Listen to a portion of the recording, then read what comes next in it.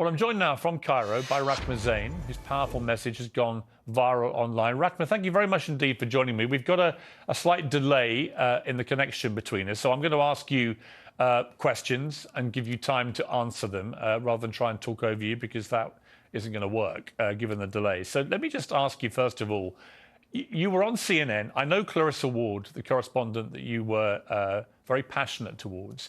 In my opinion, having worked at CNN, she is one of the best foreign correspondents in the world. And I felt absolutely has tried to straddle this very tricky line of reporting fairly and accurately on what is a horrendous conflict. When you look back at yourself in that exchange with Clarissa, how do you feel about the way that you addressed her? Do you have any regret? Or do you feel you could have expressed yourself differently? Or do you feel that it accurately represented how you were feeling? I'm not going to waste my time talking about the report with Clarissa because this takes away from the point. You mentioned before there was a deadlock in the debate. There's no deadlock in the debate. There is terror in the debate. You are unable to debate with Israel because what's happened so far is we're witnessing the sick relationship between the United States and Israel, where basically the United States has given a permission for Israel to have genocide on ground. And what's happened is we're seeing no one can say no to Israel. The United Nations isn't able to say no to Israel without repercussions.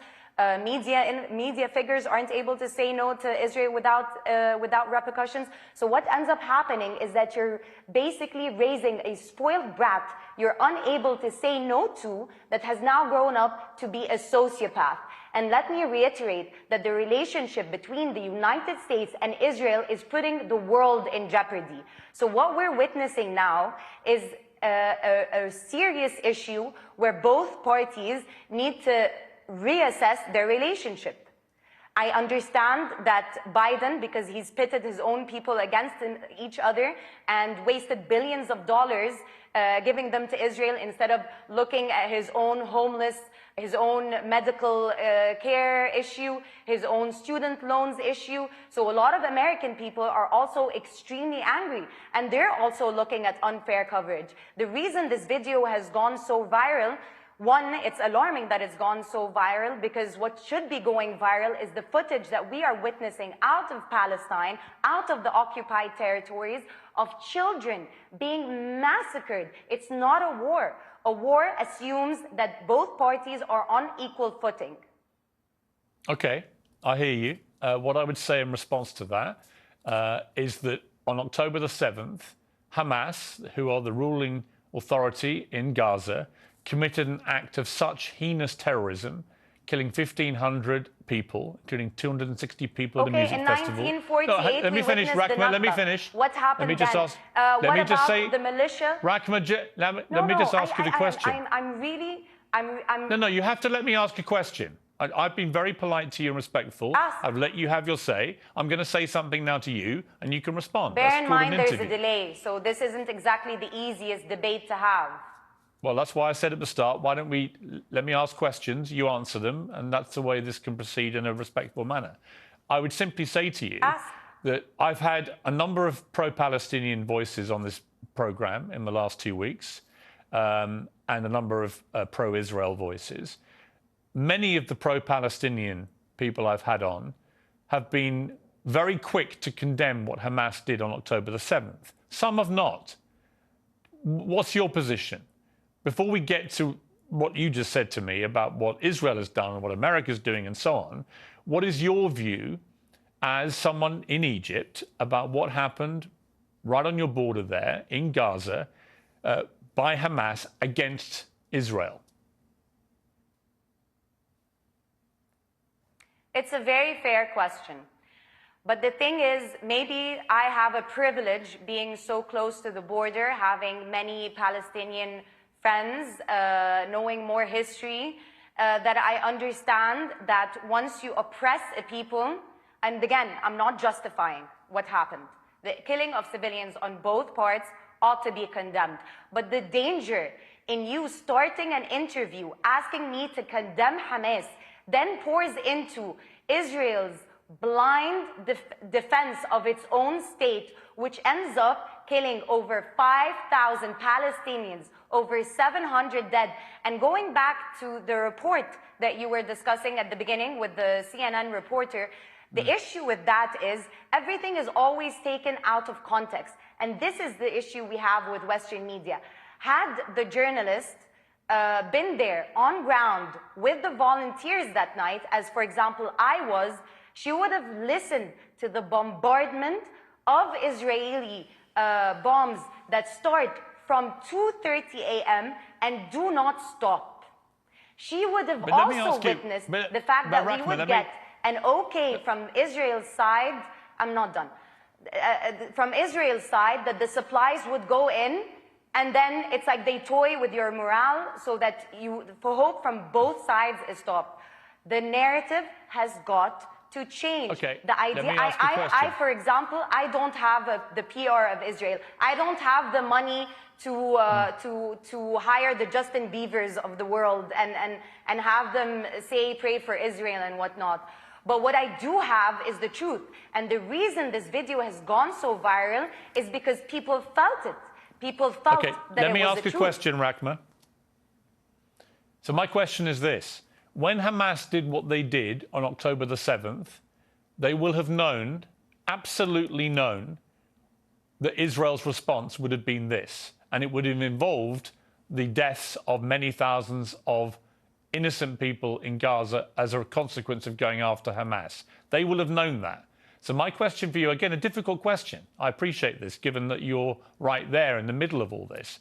But the difficult question is, how do regular Palestinian people feel that their ruling authority commit an act of terror so heinous, and they must have known how Israel would respond, and they must have known that many thousands of innocent Palestinians would die as a consequence of that terror attack? How do they feel about that? Are they comfortable with Hamas continuing to be the ruling authority in Gaza? Or is it actually an act of such appalling atrocity that Hamas should no longer be there? And if the answer is that Palestinian people don't want them to be there anymore, then how do you get rid of them? Unfortunately, the Palestinian people don't have the luxury of the time to think of Hamas. The voice notes we're receiving from our Palestinian brothers and sisters from under the rubble, from mothers who've lost their children, from home families that have been eradicated. The sentiment we're getting from the Palestinian people is, do they see us? If the United Nations, that's whole premise was to avoid this kind of genocide, was created to avoid this kind of humanitarian crisis, cannot stand up to one spoiled brat of a fascist organization, then where are we in this world? And what's sad is that it's a top-down movement. You have the United Nations unable to speak to Israel. You also have the people at work who cannot hold the Palestinian flag, who get fired on the spot. I've had people who work in New York text me and tell me that they've been fired on the spot. Rahma, I have a you know question. what else I've had that unfortunately I cannot show? Screenshots, and last thing, screenshots of emails from prominent news channels where anchors, where younger people are emailing producers, begging, are emailing one another, begging, why aren't we showing the other side? Why aren't you showing the other side? Because what's happened is that I have to be able to respond. Israel has given you a brand book where you can, so that you can be prim and proper in front of your own people. I have to be able to respond, They've been very Rahma. clear about their intent. They've been very clear since the Haganah. You have to let me respond now, okay? I'm listening to you respectfully. I am not the media. I've given more of a platform to pro-Palestinian people, including yourself, than any other show in the world. So I resent the suggestion that I'm just like everybody else. Which is in itself a problem. I have deliberately given large chunks of my show each night to voices like yours to tell the side of the Palestinians. But again, I come back to this. You talk about genocide by Israel against Palestinian people. What do you call the Hamas stated intent? They've made no secret of it. It's their stated intent to wipe Israel off the face of the earth, to kill all Jews. And that's exactly what we saw them try to do on October the 7th. What do you call that if it's not genocide? But you've seen that from the other side. You know, it's interesting because this point brings one to be called and dubbed anti-Semitic. You know, I believe that Israel is the most anti-Semitic entity ever. We used to live with our Jewish brothers and sisters here in the Middle East and in Palestine, and the creation of Israel on a racist premise differentiated, because you didn't have Jewish Arabs or whatnot. You just had Arabs. They were Christian. They were the people of Palestine. You're not answering my question, They were Muslim. They were Jewish.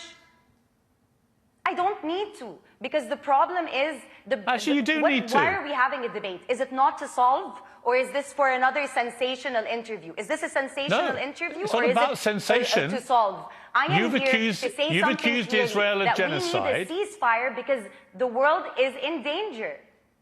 I have accused Israel of genocide. I am accusing Israel of genocide. And I'm simply saying to you, this is a genocide. And they I'm have simply said saying it's a genocide. Rahma, I hear you, and you're perfectly entitled to that view, although Israel would contest that characterization of what they have been doing, but many would agree with you. But I simply say, what is Hamas waging against Israel? I would love if they would contest with evidence rather than terror. Yeah, but do you not agree with me that what Hamas is doing is clearly... Do you not agree with me that clearly what Hamas is waging against Israel is also genocide by your criteria?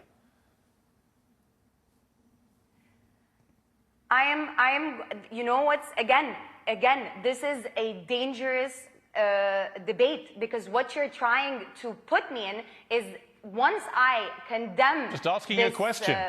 Once I condemn these people, what that then means, why is this dangerous for me? Because what that then means is that you can then answer me and tell me that Israel has the unequivocal right to defend itself, what that means is that they eradicate a people who end up being your Halloween you're costumes. wrong. No. So why not put a stop to this now? Let me clarify. They're not on equal footing. Let me clarify. Israel, like every country in the world, has an absolute right to defend itself. Right? Israel has a right to defend itself. The question now is against women and children? Let me finish my point, Rahma. Look at the evidence. Let me finish my point. How many Palestinians have died? If you're not going to let me finish my point, you're not going to hear what I have to say. Israel has a right to defend itself. But the longer this war goes on, the more that people are saying to Israel, what is proportionate? How can killing many thousands of Palestinians, innocent women and children, how can that be right? If what happened on October the 7th is wrong, how can this be right? And it's a very fair point to make. But my point about all of this is, you want peace, I want peace. The President of the United States and Queen Rania and others saying we've got to get to a two-state solution. To do that, you've got to have leadership which can be trusted by the other side. There is no way that Israel will ever trust any leadership involving Hamas. And I would say the same, by the way, about the Palestinian view of Benjamin Netanyahu. I don't think they trust him either. I think you need new leadership on both sides. And that's where the conundrum is going to be. How do you get to that place where it's no longer Hamas controlling Palestinians and no longer Benjamin Netanyahu in charge of the Israeli side?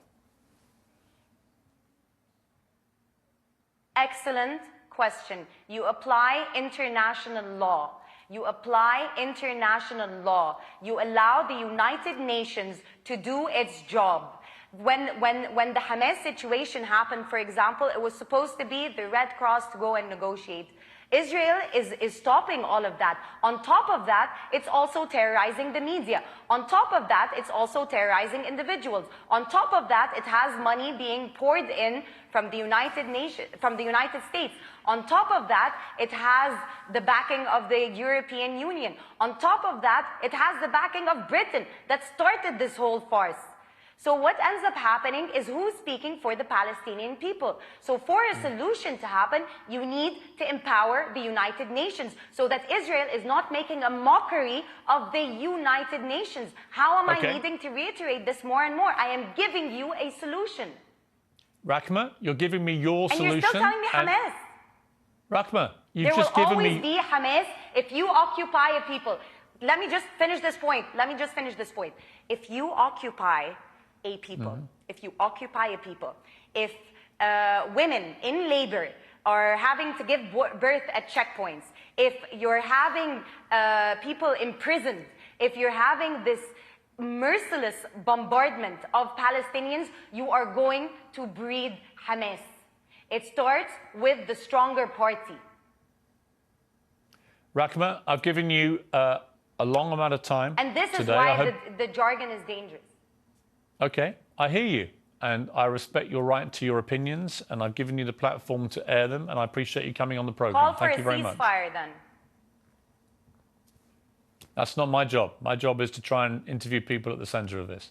You may not like that, but it is. But I appreciate you coming on the program. Thank you. Interviews, sure. It wasn't sensational.